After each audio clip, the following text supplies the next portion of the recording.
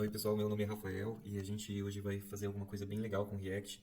A proposta aqui é a gente simular aí o funcionamento de uma lib como React Query, SWR e outras também que fazem o gerenciamento aí das chamadas de fetch aí das nossas aplicações. A ideia aqui não é substituir de fato a, a lib que alguém pode estar usando aí no projeto no dia a dia, até porque isso seria inviável, né? Mas entender o funcionamento por debaixo dos panos e também fazer alguma coisa mais aprofundada aí com React também, a gente está aprofundando em alguns temas. Aqui é uma lista aí de todas as etapas que a gente vai precisar resolver. Aí vocês têm uma ideia de tudo que essas libs elas fazem, né, por debaixo dos panos aí. Nós vamos fazer da forma mais difícil aí para poder absorver alguns conceitos aí com React, de front-end, de JavaScript em geral, né? Então, bora lá. Primeiramente, vamos iniciar o nosso projeto.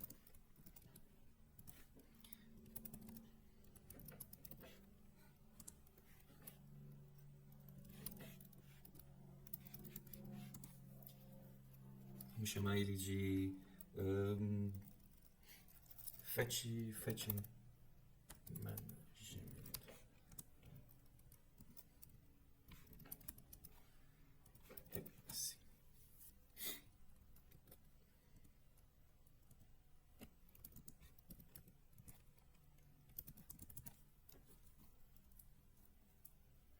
Beleza, a gente tem aqui o nosso projetinho criado com um Vite.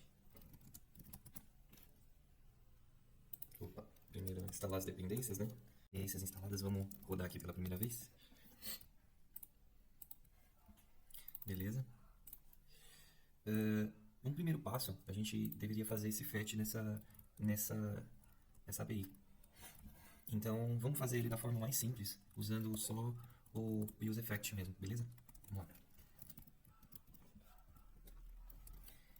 Para fazer ele com o useEffect a gente sabe que tem um comportamento onde a gente recebe dois parâmetros. Um é um callback que vai ser executado e o outro é uma rede de dependência que vai controlar a execução desse callback. Vai controlar todas as vezes que ele deve ser ou não executado. Então, como a gente vai fazer um fetch numa API, a gente precisa utilizar aí, a gente vai utilizar a função fetch, né, do próprio JavaScript com uma URL. Vamos criar aqui a nossa função aqui, ou nossa URL. URL, tenho ela salva aqui. Aqui nossa URL. JSON placeholder, a gente vai fazer um get para essa API. É uma API livre também, se você for utilizar essa URL sem problemas também, vou deixar na descrição. Bom, para a gente fazer esse fetch da maneira correta, né, primeiro que esse fetch é uma função que retorna uma promise, né, então a maneira certa de fazer ele é com um await, então aqui seria uma função assíncrona, né, mas a gente vai fazer isso de uma forma um pouco melhor aqui. Vamos criar aqui uma constante que vai ser a nossa função fetchData. FetchData sim, vai ser uma função assíncrona. E dentro dessa função assíncrona, a gente espera receber a gente cria aqui uma constante que vai ser a nossa response, que vai ser resultado de um await para fetch pela URL que a gente está considerando. A gente pode fazer uma função aqui de guard para não seguir aí os próximos passos dessa função. A gente pode vir aqui, se o res não for ok, a gente retorna um erro. New error. Que a gente pode colocar uma mensagem como não foi possível. Erro ao carregar dados, vai, fica melhor. Erro ao carregar dados. Beleza. Aí na sequência, a gente pode criar a nossa outra função de data. E data vai ser igual a res.json. Só que aqui ele pode retornar. Precisa de retorno. Beleza, res.json. Só que aqui o res também é uma função, o ponto .json aqui de res, ele também é considerado assíncrono, porque a gente não tem ainda, porque como o res ele é assíncrono, então qualquer dado que venha a sair dele também como uma constante data, que nesse caso também precisa ser assim. Então, await data. Então, a gente pode criar aqui o nosso primeiro estado, que vai ser o data. Vamos criar ele como data para ficar bem legal. Use state. O use state data ele vai iniciar como undefined mas ele vai poder receber aqui um tipo que vai ser T ou undefined, beleza? Vamos fazer o seguinte, vamos já criar o nosso post aqui. Post, nosso tipo post. Type post. Que vai ser, que vai ter, né, um ID, um number, um user ID, que vai ser um number também, um title, title que vai ser uma string e um description, acho que é isso. Se não for, depois vai dar erro, a gente vai saber. Description, beleza. Ele tem aqui o tipo, beleza, então agora a gente... Vamos mudar o nome aqui, né? Data, REST Data. De data a gente vai mudar para REST Data. E então a gente pode fazer o set data com o REST Data. Beleza?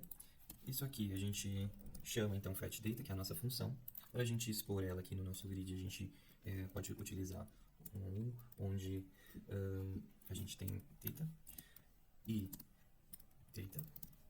data.slice, que a gente não quer pegar tudo, mostrar tudo na tela, pelo menos não aqui nesse caso, não nesse momento. Então a gente dá um map nela. O map é uma função que percorre um array e retorna um novo array com o mesmo tamanho. E aqui no callback desse array a gente coloca, ou melhor, fazer dessa forma aqui que já retorna um JSX aí.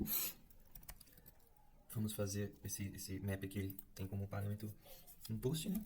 Ele vai receber um post e a gente exibe aí o title desse post. Post.title. Beleza? Nesse primeiro momento só isso. Vamos ver se a nossa aplicação está rodando. Ó, ele retornou aqui os titles dos posts que a gente tem em formato de um U, né? E onde ele percorreu, ele criou ali o seu LI para cada uma das postagens realizadas. Bom, esse é o primeiro momento, esse é o primeiro ação que a gente vai ter. A gente pode considerar isso aqui uma aula zero, uma explicação mais ou menos do que é a proposta do que a gente quer ensinar nesse curso, né? nesse pequeno curso. Mas eu acabei errando quando eu falei que a gente iria lidar com FET, né? Até errando no nome do projeto, né? Porque a ideia mais pra frente também é a gente lidar com as outras tipos de chamadas também, o post, o update e o delete também, a gente fazer aí analisar isso na completude, né? Como eu falei, a gente vai fazer a base, né? É a gente ter aí um React Query ou um SWR, né? Ter a funcionalidade dos dois, na verdade.